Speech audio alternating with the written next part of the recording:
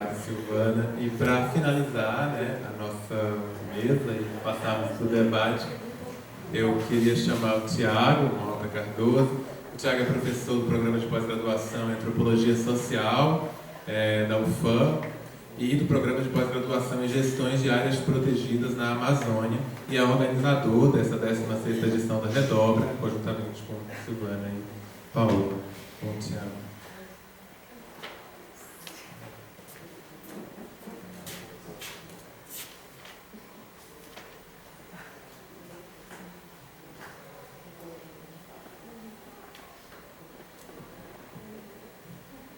Boa tarde a todas, a todos e a todos. Enquanto o Lucas vai aqui ajeitando o artigo, né, gostaria de primeiramente saudar a todos, né, nós nesse momento, como a Silvana colocou, né, momento de corações, né, em deriva para possibilidades utópicas, né. E eu fico muito feliz, assim, é uma grande satisfação para mim estar aqui com vocês, né, nesse momento que é um momento festivo do Laboratório Urbano, mas também dos seus 20 anos, mas também de lançamento de uma revista que nos desafiou muito, e a mim em especial, né, eu fiz questão de vir aqui para o lançamento, né, consegui recursos lá em Manaus, porque foi eu acho que além de estarmos lançando uma revista que, do meu ponto de vista, ela desafia uma série de pressupostos acadêmicos, né? Eu queria começar a falar um pouco sobre isso, né? Porque minha impressão do que a gente fez. Eu também acho que vir a Salvador também é uma forma de se conectar com modos de resistência e outros mundos, né? E para mim foi necessário do ponto de vista pessoal, né? A Amazônia está em guerra, né? Então, assim, sair da Amazônia, vir para cá é uma forma também de... né? E de dar uma respirada. E Salvador, como nós estamos vendo, apesar da sua distopia própria, né, é um lugar ainda que a gente pode inspirar e se inspirar e respirar, né. Então, assim, eu gostaria de começar falando dessa minha impressão, né, sobre a revista, para depois falar sobre meu texto, né. A primeira coisa que eu gostaria de dizer é assim, que eu vou fazer uma crítica negativa, né? Uma crítica não, um pensamento negativo para falar do que a gente fez. Primeiro, eu acho, e eu vou cometer aqui um sacrilégio, que nós não fizemos uma revista especial de arquitetura, né? Ao mesmo tempo, eu acho que não é uma revista interdisciplinar, né? E nem muito menos transdisciplinar. Não é arquitetura mais arte, mais antropologia, né? Coisa do gênero. Mas talvez uma proposta indisciplinar, né? de uma revista que se tornou um número indisciplinado. Talvez a Redobra seja, né, uma revista já indisciplinada, e na antropologia, apesar de tantos mundos que a gente visita, né, como a Silvana colocou aqui, estão muitas antropólogas, a antropologia tende a uma formalidade, né, acadêmica excessiva, né? Talvez aqui a gente tenha uma possibilidade de indisciplina, que, ao meu ver, é uma forma de seguir o que a Stengers, né, ou conversar com a Stengers sobre complexidade, né? A indisciplina é uma forma de complexidade, né? Ao mesmo tempo, eu não acho que tenha sido um número de uma revista acadêmica no sentido produtivista, né, no sentido da produção, né? Pensar o acadêmico enquanto um produto, né, um modo de produção do conhecimento, mas sim, talvez, né, uma outra forma de pensar o tempo, né, e as composições, né, das vidas e das materialidades que a gente articula. Então, a gente está falando aqui também de complexidade, de vir a ser, né, uma revista que não se propõe a um produto acabado, mas sim a uma possibilidade de conexão, né, de fazer composições. Ao meu ver também, pensando também com a complexidade, não é partes e nem totalidade. Não são artigos, peças separadas e também que falam em si mesmadas, né, de projetos teóricos e artísticos ou etnográficos próprios, mas também não são totalidades, não é um tema único, é uma provocação, né? E ao meu ver, os artigos são muito mais relacionalidades, são muito mais pontos nós de conexão que a gente pode buscar neles do que simplesmente achar um projeto comum. Então, eu acho que assim, eu não consegui ver um projeto comum, não acho um projeto comum, não me vejo num projeto comum, ainda bem, né, num projeto total de pensamento acadêmico, de como reinventar as cidades, vamos sair daqui com uma utopia única, né, vamos fazer. Não, acho que a gente pode aqui, tem muitos trabalhos, muitas experimentações que conectam, essas conexões, essas relações que eu acho que é o ponto mais interessante, né, do que a gente se propôs a fazer, né. E por fim, não acho que seja, como eu já falei, uma totalidade, mas também uma identidade, mas sim composição, né? Nem particular, nem global, né? Mas sim relações, né? Numa temporalidade muito particular. E aqui a gente começa a conversar também numa temporalidade, uma topologia também, né? É uma proposta de uma revista muito situada. Ela tem vários lugares, várias experimentações que são feitas de forma diferente. É o Rio São Francisco, é a Amazônia, é a Fordlândia, é Manaus, Pataxó, é Lisboa, né? São vários, é Salvador, são várias conexões possíveis, né? E aí essa ideia de uma complexidade a partir dessas várias feituras que foi feito, né, as feituras que compôs a revista, nos leva a uma conversa outra com a Isabel Stengers, né? Que é a ideia de pensar uma ciência lenta, né? Uma slow science, né? E aí eu acho que isso foi muito claro no nosso trabalho, né? Foi um trabalho que eu me senti, editar a revista com vocês, né? Paola, com o Sil aqui, foi uma experiência de realmente uma possibilidade de fazer uma ciência que comportasse o nosso tempo, nossos afetos. A gente teve que se conhecer, a gente conversou, a gente teve problema de escrita do artigo, a gente demorava para entregar, tudo isso tinha um certo respeito, que sempre ia tensionando, mas distensionando, numa temporalidade que não pressupõe, como eu falei antes, uma produtividade, né? E isso acho que se reflete, talvez, no resultado, pelo menos eu enxergo assim, né? Um resultado da revista que eu achei brilhante, muito bonito, né? Enfim, queria começar falando dessas minhas primeiras impressões, como uma nota dispersa aqui, já para derivar aqui para o meu texto, né? Então eu enxergo meu texto como esse componente dessa experiência, né? E aí a gente vai fazer várias conexões, né? Assim, já vendo várias aqui, né, que a gente já vai conversando sobre, por exemplo, essa ideia de fazer múltiplos mundos, né? Como se faz mundos, outros mundos, ou múltiplos mundos, ou um mundo só, a partir de muitas diferenças, enfim, há muitas possibilidades de a gente entender isso, né? E o meu texto, ele é um ensaio etnográfico, né? Fruto de muitas experiências de caminhar e conviver com os pataxós no sul da Bahia, né, da região entre Porto Seguro, ali Caraíba, Coroxatiba, né, Aldeia Barra Velha, Monte Pascoal, né. Ele é um texto fundamentalmente sobre fazer visível e tornar invisível, ou fazer invisível e tornar visível, é sobre invisibilidade e sobre visibilidade.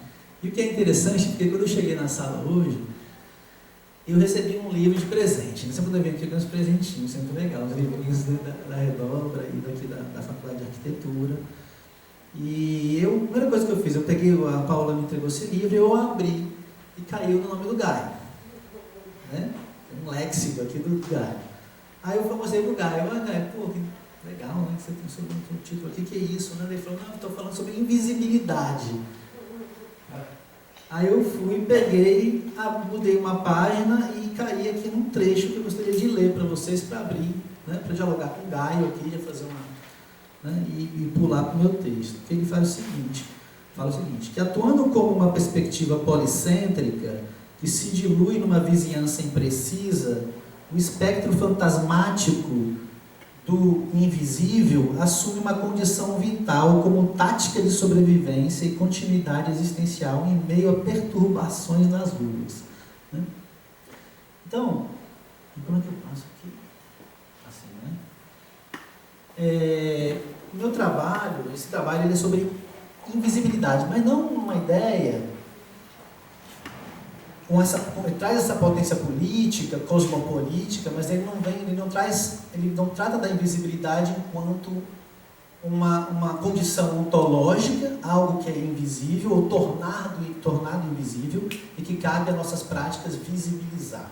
Por exemplo, os corpos invisibilizados da cidade, né? Pelo racismo, pelo sexismo, pela homofobia, pela misoginia, né?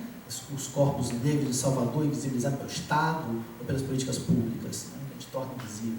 Né? Há corpos outros que também são invisibilizados e podem se tornar visibilizados. O corpo de uma, que o Guy mostrou, né? De um caracol que está em árvores na cidade, ou de um animal, ou de uma planta, enfim.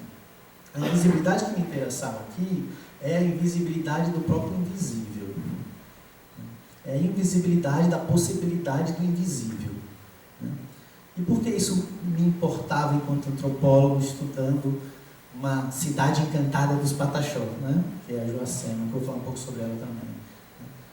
Porque, em geral, a antropologia, que olhando para a antropologia e sua história, ela criou-se várias ferramentas subreptícias, assim, de invisibilizar o que seria invisível, e aqui pensando em invisível como uma perspectiva. Né? Por exemplo, quando você fala que um pensamento indígena dos Azande, um pensamento Azande, ele é pré-lógico. Porque aquilo ele fala que tem magia, foi a conclusão da Eva Spritch, afinal, né?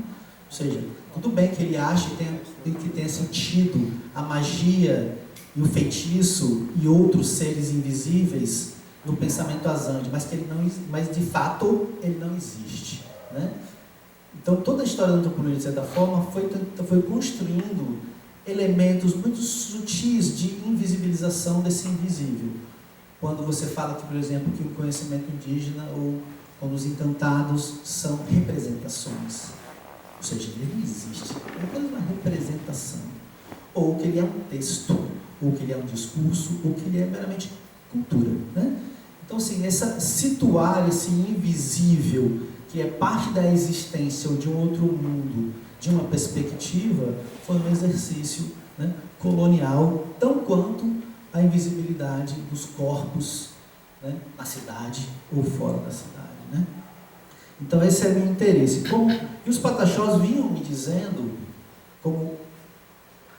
que o mundo deles, aí pensando em outros mundos, o invisível é real, ou seja, o invisível ele é material, né? Como parte da composição do mundo.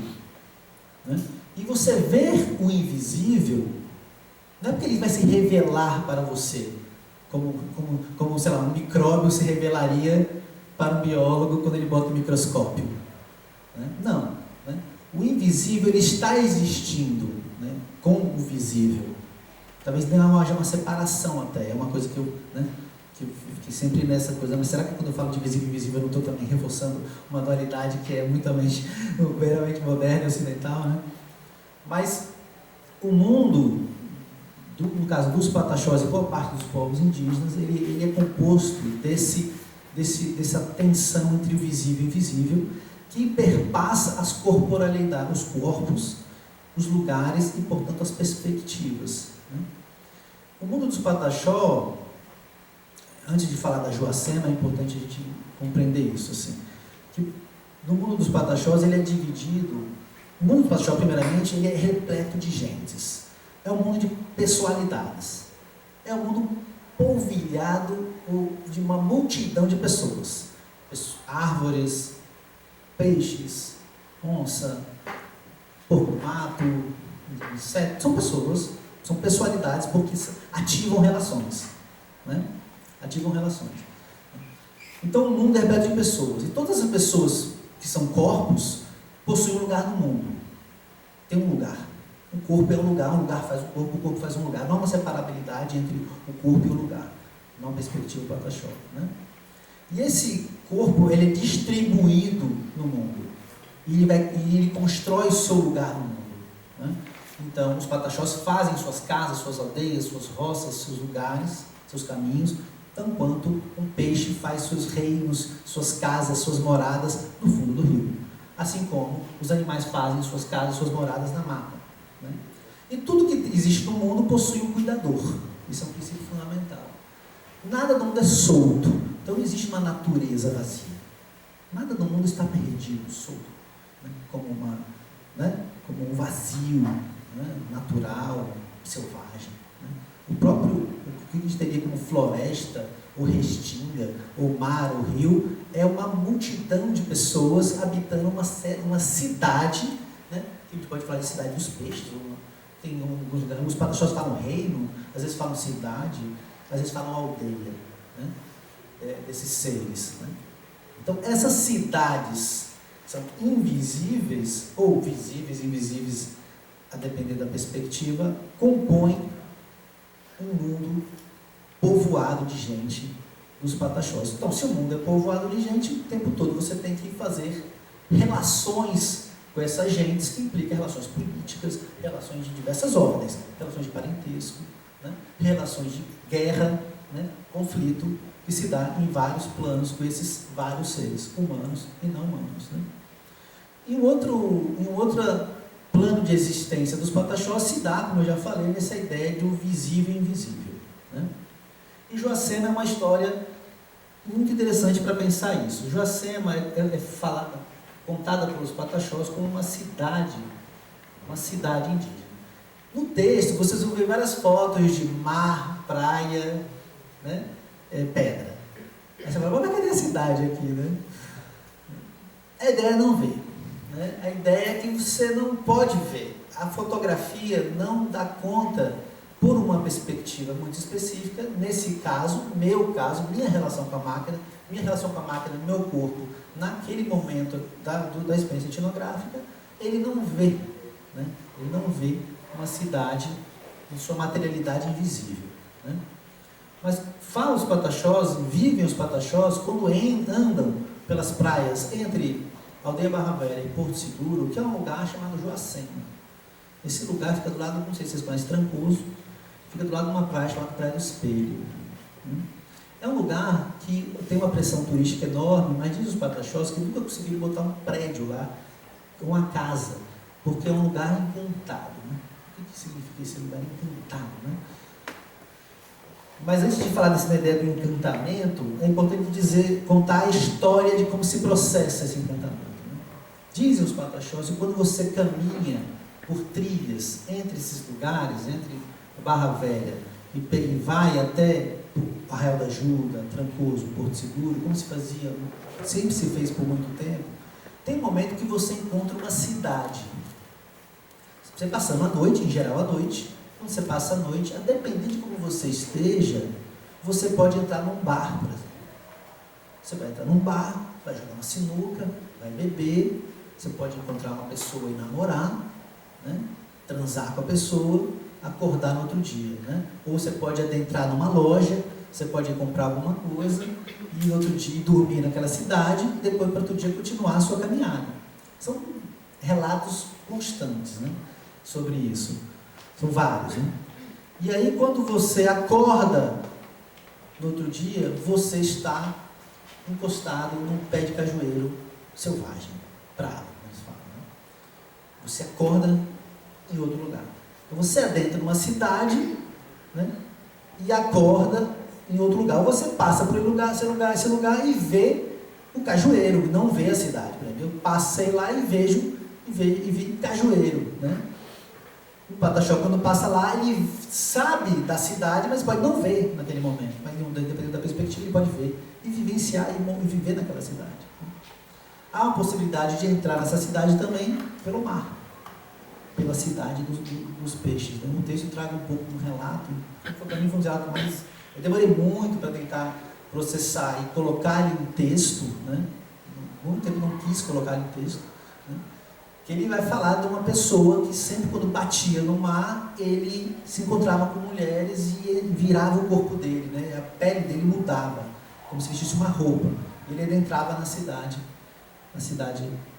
desses peixes, e lá encontrava toda a infraestrutura de navegação, barcos, cidade, portos, boate, festa, tudo que vocês podem imaginar de uma grande cidade. Né? O interessante é o seguinte, o encantamento da Joacema, que é esse lugar, ele aconteceu, do ponto de vista pataxó, um tempo atrás. Né? Dizem que tinha um povo indígena que vivia por baixo da terra, que eles chamam de abaquirás, ou abatirás, ou mavão, que teve um quiprocó, assim, né, entre crianças, por um animal, por uma ave. E aí, os brancos que moravam na vila do Joacema, que era uma vila, onde moravam portugueses, eles bateram nessa criança indígena, abatirás. Demorou pouco tempo, os abatirás saem do buraco e acabam com a vila do Joacema. A partir do momento que eles acabam com a vila da Joacema, o lugar se encanta, ele vira. Né? Ele vira, e aí a narrativa é que quando o Joacema vira encantada, Salvador desencanta. Porque há uma ligação que é por baixo da terra, a explicação aquática, né, que perpassa todos esses lugares encantados, é pela água. Né? O interessante é que há uma descrição histórica sobre Gabriel Soares, né, que quando descreve o Brasil, aqui a Bahia, em 1554, 58, ele descreve o massacre e a destruição da vila de Joacema. Joacema era uma vila colonial. Né? Hoje você vai num lugar lá, é isso aí que eu estou falando, é o cajueiro, é um buraco, é uma lagoa. Os pataxó falam de lagoa encantada, porque ela corre para o lado contrário, e realmente ela corre para o lado contrário, ela não vai para o mar, ela vai para dentro, né, o rio. E essa Joacema, em 1500, ela estava sendo construída dentro do projeto colonial português. No mesmo tempo que Salvador estava se erguendo, era ao mesmo tempo, porque Porto Seguro não foi a cidade primeiro. Depois que ele virou uma vila e foi meio que abandonada. Aí foram para essa região de Joacema e começaram ali a construir um projeto de cidade, junto com Salvador. Né? E os pataxós, parece a memória, né, desse momento se perpetuou. Né?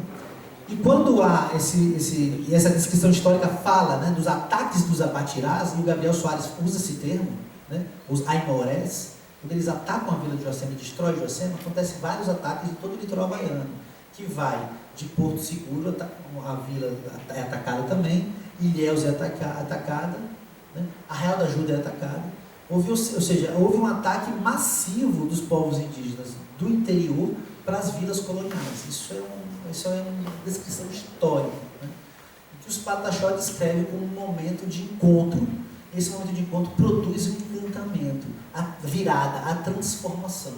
Né? A própria guerra gera essa virada de mundo, e o mundo para ele já era um mundo virado. Né? É um mundo, por princípio, de mundo, né, que as coisas viram de acordo com a perspectiva. As coisas são muitas coisas, né? São devires, eles viram.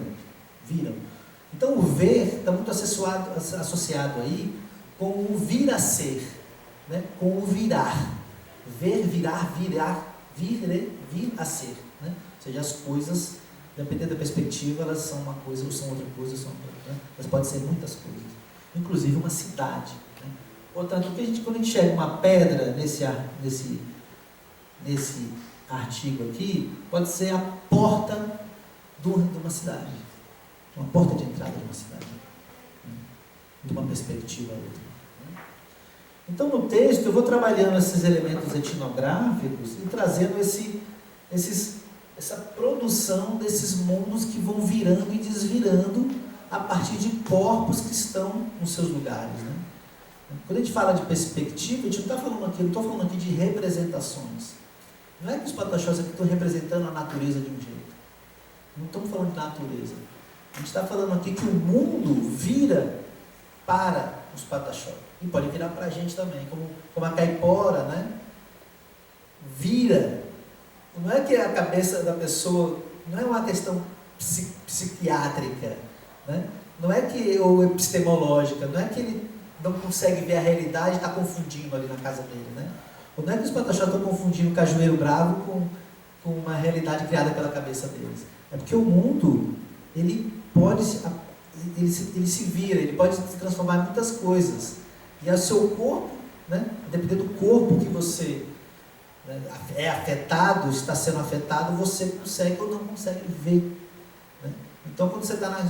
Eu achei incrível essa descrição da caipora, porque eu nunca tinha visto uma narrativa de a pessoa ficar perdida pela caipora na própria casa. Né? Era no trabalho.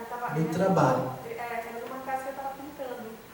Pois é, em geral é na mata, né? Que é o lugar da caipora. Então na casa eu achei uma coisa muito incrível. Os pataxós falam disso, fazem um texto, um relato a partir de uma pedra que uma moça leva para casa. E quando ela pega nessa pedra, e ela entra no encantamento da pedra, ela olha para o marido dela e vê um ser monstruoso. Se assusta, sai, joga a pedra fora, e ela vê o marido dela do jeito como era para que ela tinha que ver, né? Da normalidade da relação que ela tinha que ver o marido dela. Então, o que vira, o que se transforma é o marido, não é a cabeça da pessoa. Mas o mundo vira porque ela está dentro de um estado corporal de encantamento, né? Então, essa cidade... E o interessante aqui, e aí eu pensando, lendo depois o artigo, pensando em várias questões, nos leva a pensar coisas do tipo...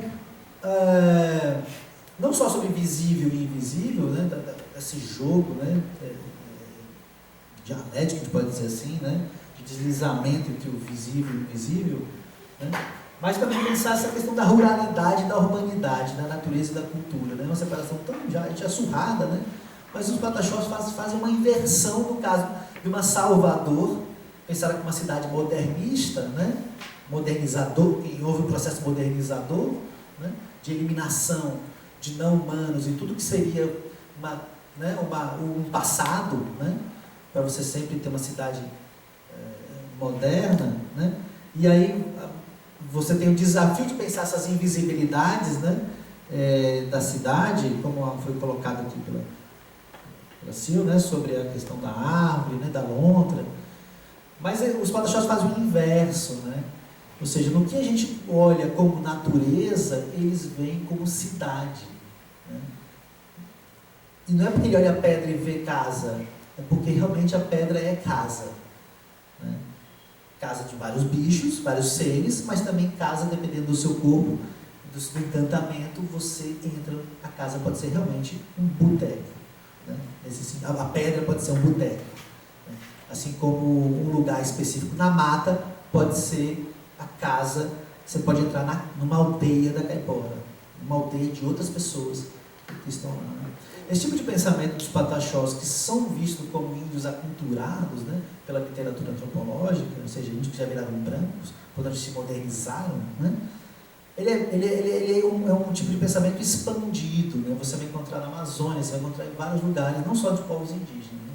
Essa ideia dessa viração de mundo, né, que é muito presente nas teorias do perspectivismo ameríndio, né, e dentre outras, né, que o Iver de Castro, já citado aqui, traz, né, eu trago um pouco no artigo também, né, ele se faz como não só apenas como um modo de pensamento, mas um modo de se viver o mundo possível, o mundo que ele pode ser, virar e desvirar várias coisas, né? Ele pode ser uma árvore, pode ser uma pessoa, uma árvore, como um lugar pode ser uma cidade e pode ser uma praia, né? Então esse é um pouco o que eu trago no texto, né, como um ensaio etnográfico para pensar a cidade. E o lugar de onde eu venho também, né? É interessante porque eu entrei na cidade por esse lugar daqui, né? Porque minha história profissional mesmo sempre foi na floresta.